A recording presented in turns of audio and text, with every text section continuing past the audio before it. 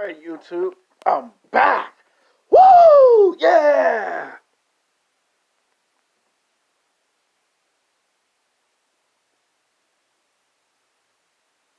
Alright, gotta, finish this video series off. I decided instead of 2 videos, I'm gonna do 3 videos. So, we gonna talk about Iron Man being one of my favorites, all-time greats in part 3. I told you, always save the absolute best of the best for last. You always save the best for last. When it's pay-per-view and you get to the main event, you always have the champions fight in the third hour. Not in the first hour, not in the second hour, always in the third hour. That's how you get the most out of movies, television shows, comic books, video games, you name it. Now, this is part 2. This is for men and for women. So it doesn't matter if you are a video game head and you love video games. This is for the video game heads. Doesn't matter if you're a nerd or a geek. I told you I made past YouTube videos in the past about, you know, my infinity for girls that are nerds and geeks and golf girls. So don't hate. Now this one's going to be called Sex Game, the top 12 sexiest women in, I guess we're going to mix this up in, what, television, film, anime, video games, and comics. Yeah, you just can't do a video where it's just all male superheroes because women going to be like, that's sexist, that's bias, that's favoritism. He ain't talk about no female superheroes. Because there are some women who do watch this YouTube channel. And because everything is so, so up in the air, yeah. Keep you guys entertained, keep you guys using your brain, keeping you guys open to new possibilities, and, great things will come. I don't want you to be all frustrated and angry and punching out the walls and stressing out. So I'm the guy who decided to do what any athlete or entertainer in the world would do, and that's entertain millions. And The Rock means millions and millions of The Rock's fans. If you smell what The Rock is cooking, we're gonna do a YouTube video today in the house. It don't matter if it's raining. The Rock says, get to your camera, turn on the VC, and record this, because The Rock is gonna lay the smack down and give you the best damn video in the world. Yes, I can do the people's eyebrow. If you don't like the Rock imitation, I can do another wrestling intimidation. Ooh, yeah, the Macho Man Randy Savage. Oh, yeah, the madness of this video. You can feel the electricity. You can cut it with a knife. Can you dig it into a Slim Jim? Ooh, yeah. Yes, I have to do wrestling impersonations. I have to make the video very fun and exciting. When people do videos, they're bored. Life is dull. When I do my videos, you're gonna be like, holy shit, this guy got my invited attention. Might be a little too extreme, might be a little over the top. Some of y'all might laugh at it and make fun of it, but other people will find the video very fun and very exciting. And for those who laugh and make fun of it, why don't you make a YouTube video and see how very complicated making YouTube videos are to entertain millions and millions and millions of people worldwide. And then you'll find out how difficult it is to make videos. Now you know what we go through in the film industry. You know what it feels like to be a television person or a film personality and have to struggle to bring the best content available. Now, let's start the list at number 12, 18. You can say 18 or Android 18 from Dragon Ball Z and Dragon Ball Super. Now, this is a badass female anime character. Now, what people like about Android 18 is she's not like most animated female characters in Japan. She's one of those females that kicks ass and takes names. I mean, think about it. Just imagine if professional wrestling had a character like this. I mean, think about it. When she fought Vegeta in the Android Saga, very strong, very powerful, but very feminine. And guess what? She did it with such beauty that she broke Vegeta's arm, and that was like one of the breaking moments in Dragon Ball Z history and anime history because no one had never seen a woman that fine, that attractive, beat the hell out of a Super Saiyan. And of course, she would not just appear in these, anime series. She would also appear in movies. Yeah, she's one of my, favorite anime characters. In fact, I'm not even supposed to be telling you this because if there's a black girl who sees this, she might get mad. But at the time, for Halloween, she didn't know who to dress up as for Halloween, so she accidentally put on the same clothes that Android 18 wore in the cartoon in the anime, and she couldn't figure out why all the nerds and geeks were so happy when she did it. Like now when she think about it, she'll laugh because to her she couldn't find nothing to wear for Halloween, so she just wore that and the nerds and geeks tell her, you remind me of Android 18. It's just like, what? And then she started to act like the anime character once they told her the character was a good looking girl. She started to act like Android 18. I'm not making this up. This actually happened like 14 years ago when I was in high school. Light skinned black girl. And her story was she couldn't find nothing to wear for Halloween. So she happened to wear the same clothes that Android 18 wore. And about 2 years ago, when I was working at Top Shop Top Man as a security guard, once upon a time, my other best friend, whose name I can't tell you because it's to protect his personal identity and class of respect, he told me he saw a white girl that was 6 feet tall, dressing the same exact way as Android 18. So yeah, that's probably why a lot of men love that anime character. And if she was a real person, yes, I would take her out to lunch and dinner and get a kiss from her, just like Krillin did. So that's probably why people like Android 18. Now let's get to coming in at number 11 is the Black Carry 1 and 2. Now, I do have a huge crush on the Black Cherry. See, in the beginning, when I first saw the television show of Arrow, I didn't quite know where they were going to go with his love interest, or should I say love interest, because he has more than one girl that he falls in love with on the show. And what made me like the character of the Black Cherry was the first actress who played her. She didn't just play a character that's from the comic books and the cartoon and the video games. Like, she actually was like the second actress to play an variation of this character. Like, some people might say, what about the actress who played her in Smallville? Well, here's the sad reality to that.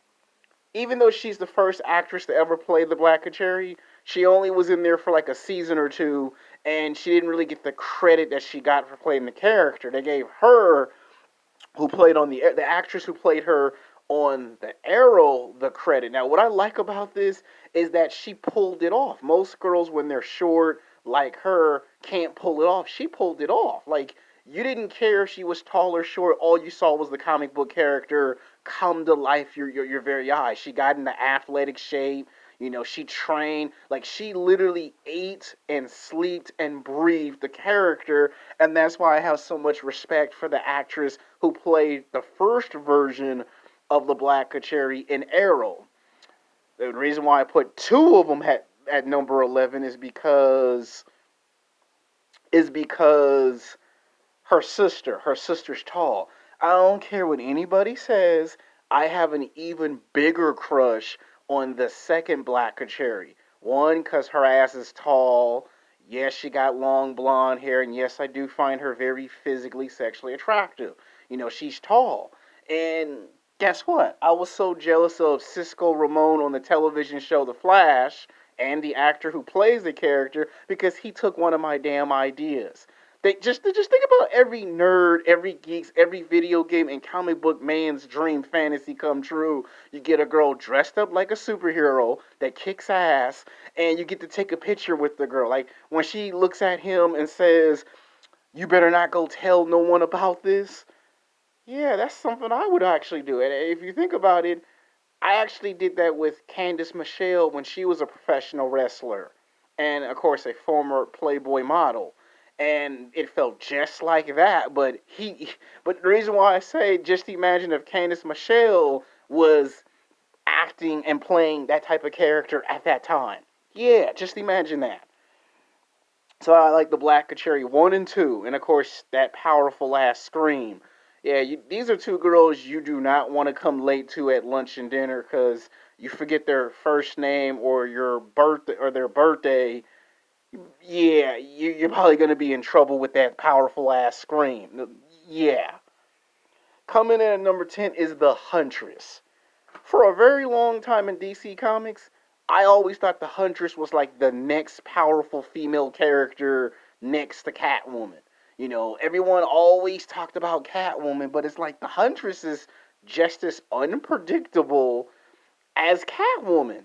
And now when you think about it, it's actually kind of funny because the actress who played this character, again, there was a Huntress once before this. If you look at the 1999 season 1 television show by Warner Brothers called Birds of Prey, strange and ironic, they're now doing a revamp of that same television show with the same name again later down the road called Birds of Prey again.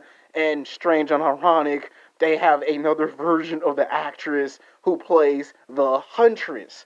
Of course, the first iteration was very good. You saw her in season 1. You know, she was in there for 2 episodes in season 1. She did pop up in season 2, so she got to be in 2 seasons of the television show. The only disappointment with this is that I felt that they did not utilize the actress a lot more than they could. I mean, she had a lot of range with that character. Like, it would have been nice to see her come pop up at season 3. Like, think about it. There was so much opportunity with this character. I think they failed to do the full range of her character. Like, you could have had her on the same island as Deathstroke, where they could have just locked her in there, and then when the time came when he needed somebody to help him, like when he really needed help, he could have teamed up with 2 different new characters. So if he couldn't trust his crew, he could have had someone that if things got too bad, this is the character I would come get, is the Huntress. You know, they could have done that. But instead, they brought her in for 2 episodes in season 1, and then they did again in season 2. The only good thing about the Huntress in season 2 is they gave us one of our fantasy fights as nerds, the Huntress versus the Black Canary. But what they could have done, what they should have done for season 3 or season 4 is they could have had her temporarily retire as Huntress and pick up the mantle as the Black Canary before the second sister would do it. Because then it would be an opportunity to see who's really worthy of the title of the name. I mean, that would have had more depth in her character. Or for the final season of Arrow, right? They could have went to Earth 2, because they do time travel in all these shows now, and they could have went to the Earth 2 version of the Huntress and put a spin where that version went to jail, this one was on the run for 10 years. And they could have made it where it's her who finds out that the Oliver Queen on Earth 2 is actually the Oliver Queen from Earth 1. They could have done something for the final season of Arrow.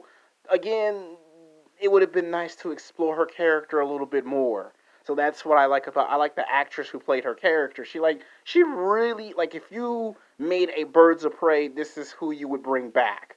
Now I know some people are gonna say, but she's a little older. Well, so is the second both so is the both actresses who played Black Canary 1 and 2. They're in their 30s now, so yeah, and they're still being asked to be brought back. So we'll see what happens. Coming at number 9 is Raven from Titans. Now, I know a lot of people are gonna say, but she's golf, and some people might say, "Oh, you probably like golf girls because of Raven." Well, let's explain why. See, it ain't just because of the television series, and it ain't just because of the comic book and the cartoon.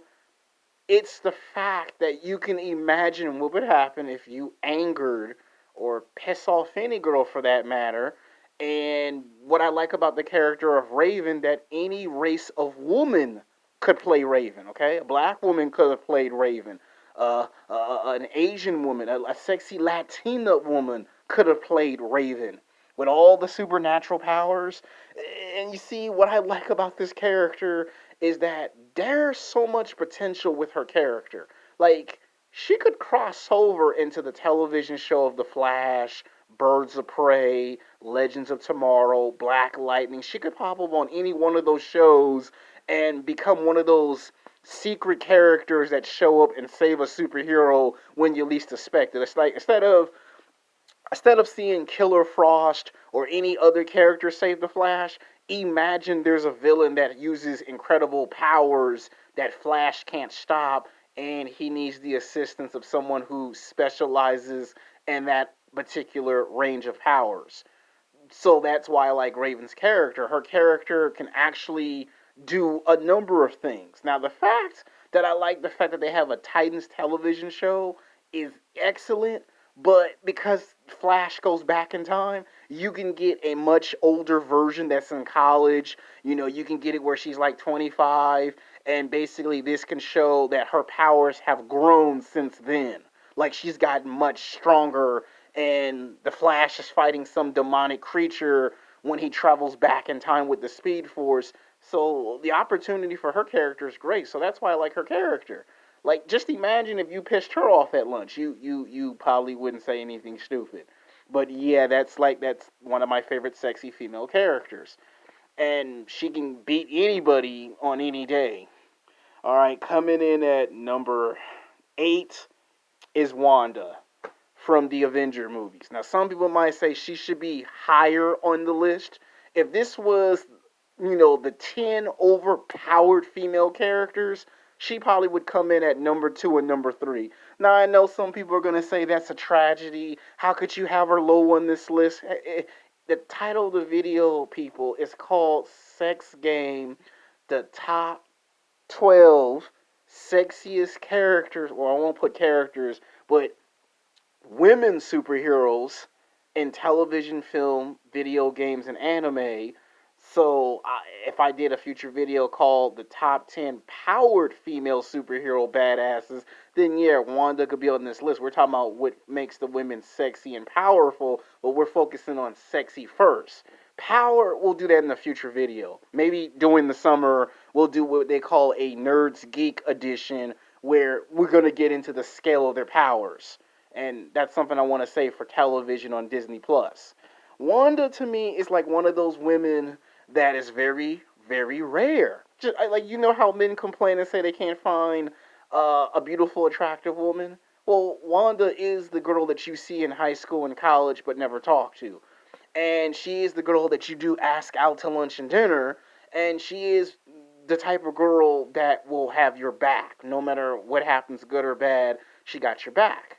I just recently nicknamed a girl at my current job. I gave her the nickname Scarlet Witch Wanda because she didn't like Jean Grey, so she liked it Wanda. So I named her one of the most badass female characters. So I called her Scarlet Witch, and then I named her best friend Sailor Moon because that's a famous anime character. And no, Sailor Moon's not on this list, but Sailor Moon could be on a future list. So don't be panicking. I got you guys back. I know that's not the anime character that should have been on here, but we have another character. Coming in at number 7 is Buffy Summers. For anyone who's ever watched Buffy the Vampire Slayer, now this one is like a fantasy come true for me because I have history with this character. I watched Buffy the Vampire Slayer when I was in high school, college, and even 10 years later, after the television show ended its 7 seasons, I read the comic book of season 8 and season 9 of Buffy the Vampire Slayer. So I've seen the television show that ran for 7 seasons. I've seen the Buffy Angel crossover, where Buffy crossed over into Angel for 2 episodes in season 1. I've even had the privilege to read the comic books, and I've even seen the movie from 1992, which the television show is much better than Buffy the Vampire Slayer the movie, but either case, I like Buffy. And because the actress who played her goes to my favorite school that I would have gone to if I could afford it, that's UCLA College, people, the USC Bruins. So I'm serious. She went to that school to learn how to be an actress in television and film. So strange and ironic, she goes to my favorite college. Strange and ironic that I saw her in Burger King commercials, Pepsi, Coca-Cola commercials, because she was a child actress.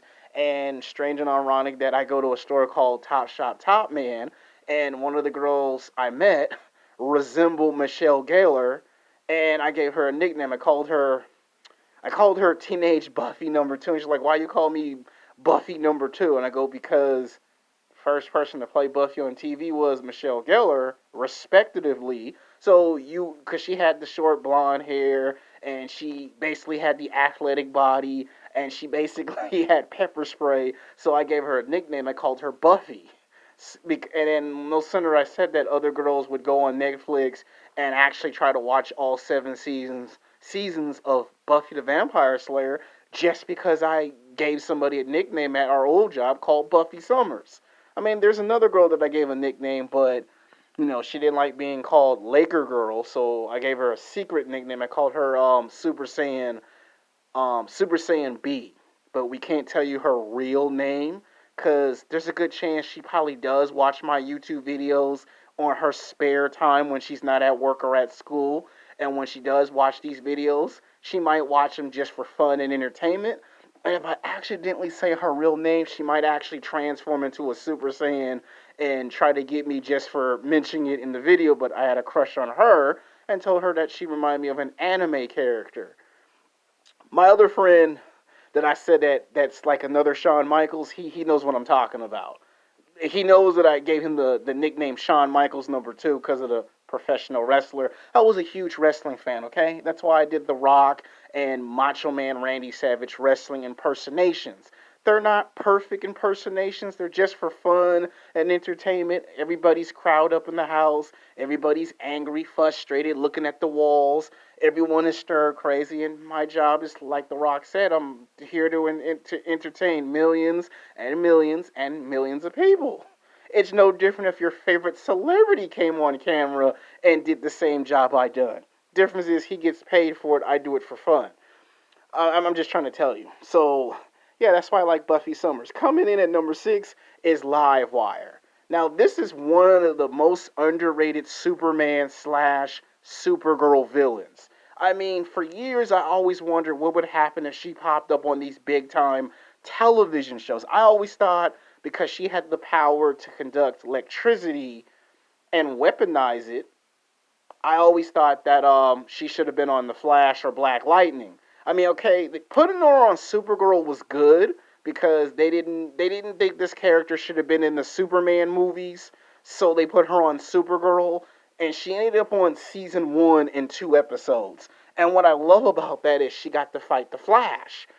But I felt that if she could have been in an episode to fight the Flash, they could have had some episode where her power got so powerful that she also had access to. That's one of the things I wish they could have done with the character of Livewire. Now, once again, I like the actress who played the character. You can tell this actress actually cared about the character on season one of Supergirl. Like, think about it. Like, she did her homework. She didn't just put on a bunch of makeup and some badass rock clothes. She actually read the comic books, saw the cartoon, and actually understand the history of the character. And she understood that this character had a grudge with Superman, and then later had a grudge with Supergirl. And she got into shape. You could tell she did her homework with this character. Now, some people might say you just like her because she hot and she dressed in badass rock clothes. Yeah, that's part of why I like the character Livewire. But what made the character even believable and likable is when she got to fight the Flash. And to me, it would have been nice if she could have crossed over into other shows and see how she would interact with other villains. So there is some humanity to her character. So yeah, that's the thing about her character. So yeah, now we get on to number five. Chun Li from Street Fighter. Anyone who's ever played the Street Fighter video games, I wouldn't say raise your hand up, but I would say give me a thumbs up in the video. What can I say about Chun Li that hasn't been done? I mean, a lot of people love Chun Li, even if you've never played the Street Fighter video games. there is the classic 1994 throwback Street Fighter, the movie with John Claude Van Damme, and one of the best memorable things from that movie is Chun Li. Just the idea you can get a beautiful woman like that can kick ass, speak multiple languages, and know how to do multiple styles of martial arts is incredible. And the fact that the actress who played her, if you fast forward like 30 years later, she's in her 50s, she still looks like Chun Li. Like when I watch Agents of S.H.I.E.L.D., I have a hard time understanding she's a new character. All I see is Chun Li. And I'm pretty sure she's probably had at least 10 times when people see her, they go, Chun Li, she goes, no, I'm on Agents of S.H.I.E.L.D. I'm pretty sure she might laugh this off when she see on camera, like, yeah, he's right. I do get asked that a lot. What's up, Chun Li? She probably might be like, okay, I'm playing a new character on Agents of S.H.I.E.L.D. I'm pretty sure she still gets asked, do you play Street Fighter? And I'm pretty sure she probably have seen the new video games that come out because she got kids, or she has family members who still come to her and say, "What's up, Auntie Chung Lee?" I'm pretty sure she'll probably laugh at that. But it's a popular video game. Hopefully, I don't get this video demonetized because some people do put that in the title of their videos, and then they get censored, they get demonetized.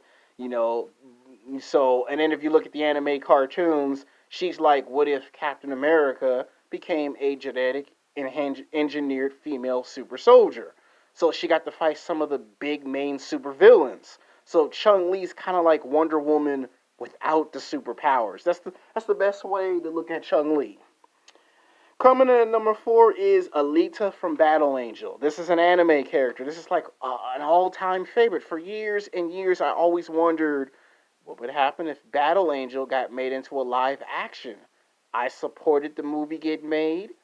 I liked the movie. I saw the movie. I liked the actress who played the character. Everyone was picking on her and saying she can't act, she can't do this, she can't do that. And I said she gonna prove everybody wrong. And when she did, the movie got number 1 at the box office. Like that's how good Battle Angel was. Can't wait for the sequels. I told you in my other videos that if they make it into a television show, I'll watch it. They make sequels, I'll watch it.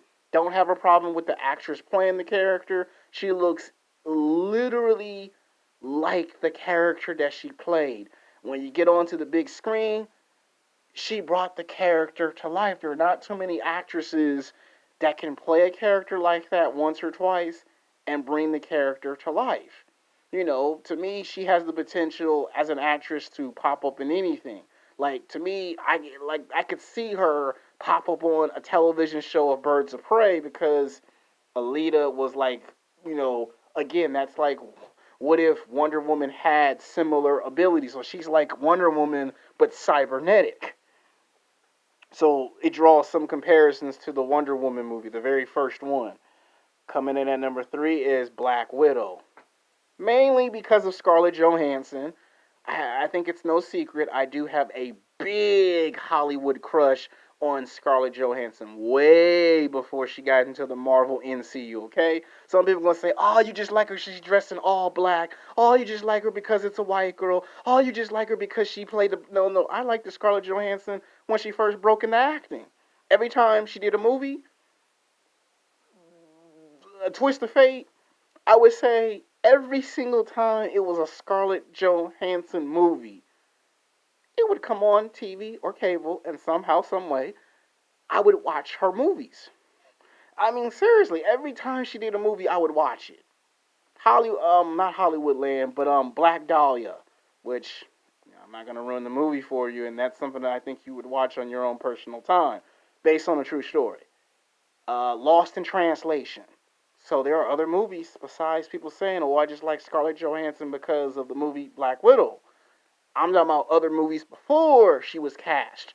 If you look at the movie called The Island, that's with Edgar McGregor, aka Obi-Wan Kenobi. So yeah, there are other movies besides her being Black Widow. That's in the beginning of her acting career as an actress. And then when she got cast in Iron Man 2, I said to myself, that is the actress that should be playing Black Widow. Now, some people might say, what about Emily Blunt? She's another one that could have actually been Black Widow, but at that time the problem was she had a movie that she was doing that conflicted with her schedule. But Scarlett Johansson made the character her own, and I like what she did in the Avenger movies. I was surprised she got to be in all four Avenger films. She got to be in Iron Man 2. She got to pop up in Captain America, Winter Soldier, and Civil War. So she's had a good, promising career as an actress. Could have happened to a better woman. And again, she showed that on camera that she can display pretty, good. A lot of people were worried about her age. I think she can go to 40, okay? I think Scarlett Johansson can go up to 40, 41, 42, and stay in great shape playing this character if they want to go that far. If you're talking about doing a Black Widow 2 or 3 in the near future, yeah, I can see that. Coming in at number that's number 3. Coming in at number 2 is Catwoman. Almost every almost every man has some type of fantasy of Catwoman, right? Now, some people might say, "How come you didn't bring the Black Cat on here?" Well, here's the thing: characters like Black Cat, Harley Quinn, Poison Ivy, Jean Grey from the X-Men, Mystique, those are characters that got used so many times that I kind of said, you know what? If we have two cats on the list, then it's like, yeah, it complicates the video of me having to explain it. Catwoman's more famous. Catwoman's been around a lot longer than Black Cat. Catwoman's been in the movies, the television shows, and guess what? She's worldwide acclaimed because Halloween girls want to dress up as Catwoman, Selena Kyle. Just the idea that you got a woman that's dominant, strong, powerful, and will kick your ass. And you see how she becomes Batman's equal, right? I mean, come on now. She is Batman's equal. If any woman can be Batman's equal besides the Huntress, the Black Canary, it's Catwoman. Catwoman knows Batman's strength, and unfortunately, she knows his weaknesses.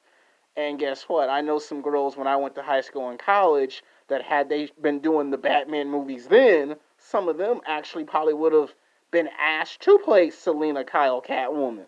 I mean, the actress they got now playing Catwoman is probably going to do a very good job. I mean, if you've seen the daughter of Lenny Kravitz, she seems like she's going to be a good Catwoman, a good Selena Kyle. I can't wait for the movie. I just can't wait. Now, coming in at number 1 on this list, this right here is worldwide. This is universal.